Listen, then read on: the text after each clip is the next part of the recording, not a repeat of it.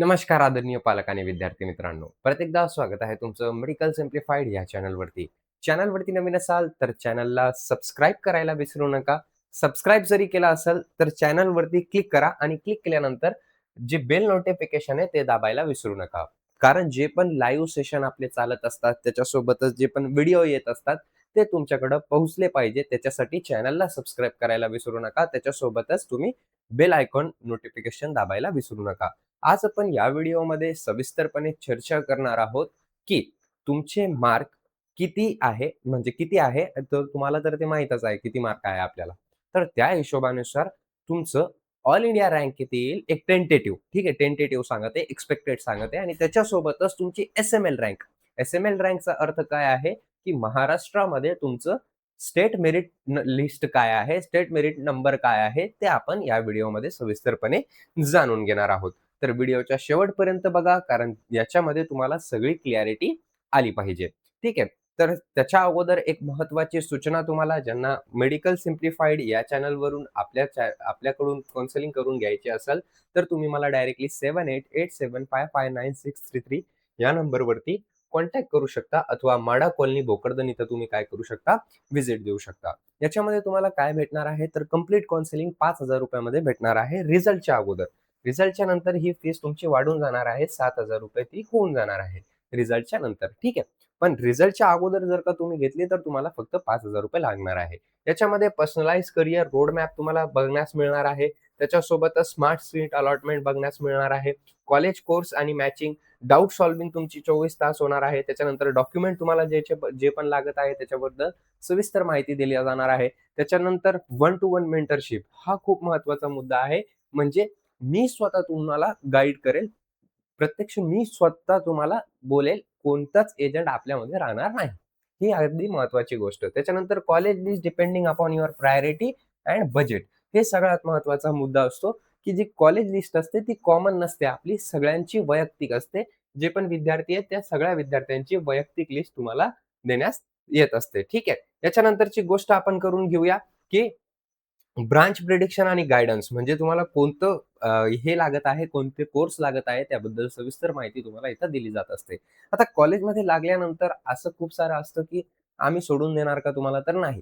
जे पण स्कॉलरशिप आहे त्याच्याबद्दल सुद्धा तुम्हाला डिटेलमध्ये गाईडन्स करण्यात येत असतं. याची फीस 1,500 आहे फक्त. ठीक आहे. याच्यामध्ये आपलं दुसऱ्यामध्ये फक्त हे घेतलं आपण तर. त्याच्यानंतर ऑनलाईन आणि ऑफलाईन काउन्सिलिंग सुद्धा आपल्याकडे अवेलेबल आहे. आता खूप सारे पॅरेंट्स म्हणतात, की आम्ही बुलढाण्याला राहतो, आम्ही पुण्याला राहतो, आम्ही यवतमाळला राहतो, आम्ही सिंधुदुर्गला राहतो, आम्ही रत्नागिरीला राहतो, आम्ही एवढ्या लांब येऊ शकत नाही. तर तुम्ही ऑनलाईन सुद्धा आपल्याकडून काउन्सिलिंग करू शकता. आणि जर का तुम्हाला व्हिजिट द्यायचंच आहे, तर तुम्ही ऑफलाईन व्हिजिट ऑफिसला सुद्धा देऊ शकता. ऑफिस कुठे आहे आपलं? माडा कॉलनी भोकरदन आणि कॉल नंबर आणि WhatsApp नंबर कोणता आहे आपलं? 7887559633. याच्यानंतर आता आपण काही मुद्दे आहेत ते डिस्कस करून घेऊया. जे पण तुमचे नीटचे मार्क असेल आणि ऑल इंडिया रँक काय एक्स्पेक्ट करू शकता तुम्ही, त्याच्यासोबतच एस-एम-एल रँक काय तुम्ही एक्स्पेक्ट करू शकता, याबद्दल आपण सविस्तरपणे चर्चा करणार आहोत. बघा इकडं तुमचे मार्क दिलेले आहे, इकडं तुमची ए-आय-आर एक्स्पेक्टेड दिलेली आहे आणि इथं रिनीट 2026 ची एस-एम-एल रँक तुमची एक्स्पेक्टेड आहे. आता काही मुद्दे मी तुमच्यासोबत इथे डिस्कस करून घेतो. हे सगळं एक्स्पेक्टेड आहे. एक्स्पेक्टेडचा अर्थ काय आहे, की असं जाऊ शकतो. ठीक आहे. याचा अर्थ 100% हे ॲक्युरेट आहे का? तर 100% ॲक्युरेट काहीच नसतं. काउन्सिलिंगमध्ये काहीच नसतं 100% ॲक्युरेट. ते काही एक प्रिडिक्शन असतं सगळ्यांचं, जे प्रिडिक्शन आपण लावत असतो. त्याच्यानंतर हे डाटा कुठून घेतलेला आहे? तर हा डाटा घेतलेला आहे आपला नीट 2026चा. तुमचे मार्क घेणं तर सोपं आहे. त्याच्यानंतर जो ऑल इंडिया रँकचा डाटा आहे, तो कोणाकडून घेतलेला आहे? तर जी खरी गोष्ट आहे ती सांगणं गरजेची एन-व्ही सर. एन-व्ही सर तुम्हाला माहीत असेल. ठीक आहे. ते खूप जास्त परफेक्ट आहे याच्यामध्ये म्हणजे रँक कॅल्क्युलेट करण्यामध्ये. तर हे डाटा त्यांच्याकडून घेतलेला आहे. ठीक आहे. जे आहे ते आहे खरं-खरं.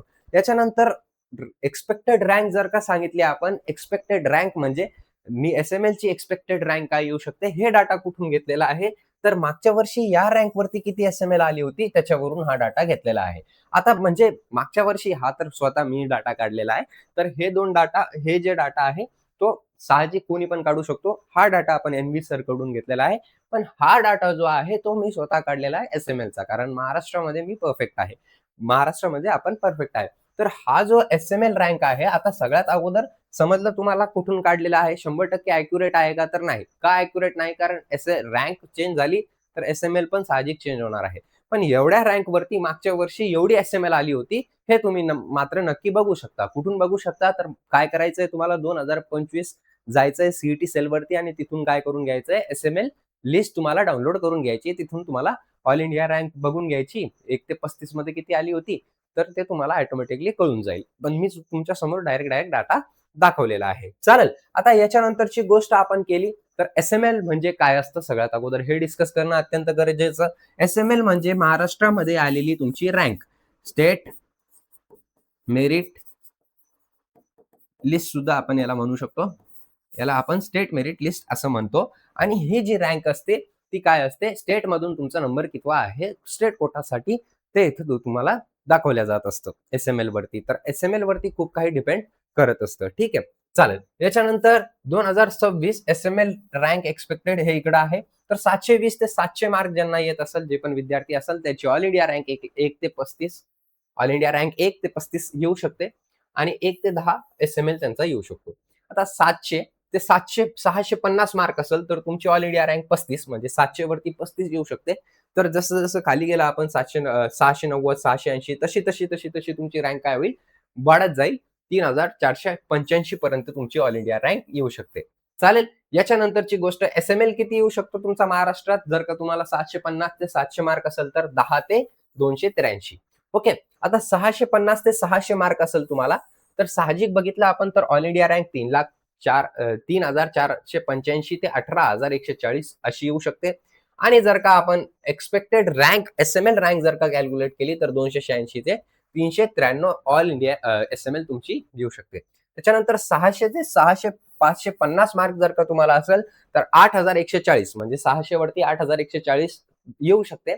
आता 5-10 हजार मागं पुढे तुम्ही करून घ्या. ठीक आहे. त्याच्यानंतर 41,243 म्हणजे कशाला 550 ला. तर टोटल मिळून SML किती येऊ शकतो तुमचा, तर जर का 18,140 आलं तर 1,393 SML रँक येऊ शकते महाराष्ट्रामध्ये हे रँक. आणि 3,295 येऊ शकते 600 ते 550 मध्ये. त्याच्यानंतर 550 ते 500 मध्ये किती हे येऊ शकतं तुमचं AIR रँक 41,243 ते 96,760.